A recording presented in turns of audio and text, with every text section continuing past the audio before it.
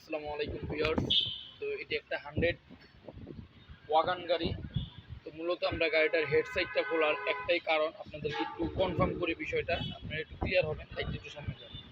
মূলত এই যে দেখেন, এইখানে তেল আর মোবিল কিন্তু এক হয়ে গেছে, ঠিক আছে? এই দেখেন, এই যে সরি, মানে রেডিয়েটারের যে পানিটা আছে, আমরা যে রেডিয়েটারের পানিটা দিই, এই পানি আর এই মোবিলটা এক হয়ে গেছে। তো এক হওয়ার কারণ হচ্ছে হলো এইটার যে হেড যে গ্যাসকিটটা আছে, মূলত হেড গ্যাসকিটটা কেটে গেছে, যার কারণে আপনার তেল পানিটা এক হয়ে যাচ্ছে।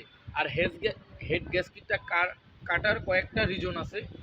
যেমন প্রথমত আপনার যখন আপনার গাড়ির ইঞ্জিন ওভারহিট হবে, তারপরেও আপনি ওই অবস্থায় ওভারহিটটা খেয়াল না করে যদি আপনি চালান, তখন দেখা যায় যে আপনার ইঞ্জিন হেড হেড গ্যাসকিট কেটে যাবে।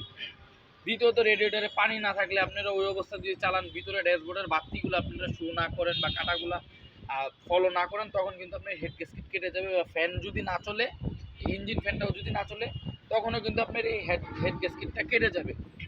অবশ্যই আপনার এই জিনিসগুলো প্রথমত খেয়াল রাখতে হবে, যে সকালবেলা অবশ্যই আপনাদেরকে চেক করতে হবে রেডিয়েটারে পানি আছে কি না, ফ্যান চলে কি না, মোবিল ঠিক আছে কি না। আর কোনো কারণে হিটের কাটা উঠলে অবশ্যই আপনাদেরকে হিটের কাটাটা খেয়াল রাখতে হবে। যদি খেয়াল রেখে চালান, ইনশাল্লাহ আপনার হেড গ্যাসকিট সহজে কাটবে না, ঠিক আছে? এই জিনিসগুলো যদি আপনারা যখনই মিস্টেক করবেন, তখনই আপনার এই ইঞ্জিন হেড গ্যাসকিটটা কেটে যাবে।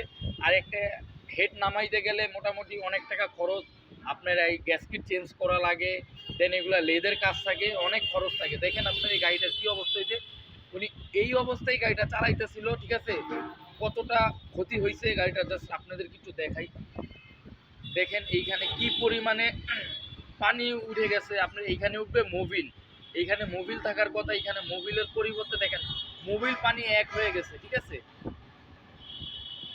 তো এই জিনিসগুলো আপনারা যদি ফলো করে চালাইতে পারেন, ইনশাল্লাহ আপনাদের হেড গ্যাসকিট বা ইঞ্জিন সবই ভালো থাকবে, খুব দ্রুত নষ্ট হবে না, অনেক দিন আপনারা ব্যবহার করতে পারবেন। এই জিনিসগুলো অবশ্যই আপনারা ফলো করে ইনশাল্লাহ চালাবেন, তাহলে আর কোনো প্রবলেম হবে না। দেখেন গাড়িটার কি অবস্থা, এখানে একটু দেখেন গাড়িটার কি অবস্থা, দেখছেন? আর গাড়িটা যত্ন সহকারে চালায় না আসলে, যার কারণে এই অবস্থা।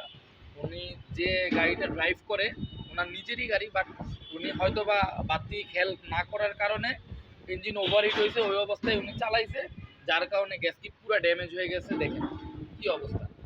তো আশা করি হোপফুল আপনারা বুঝতে পারছেন আমার কথাগুলো। যদি ভিডিও ভালো লাগে অবশ্যই লাইক কমেন্ট শেয়ার করবেন, আর আমার কার এসি রক্ষ চ্যানেলটা অবশ্যই সাবস্ক্রাইব করে দিয়ে পাশে থাকবেন। আসসালামু আলাইকুম।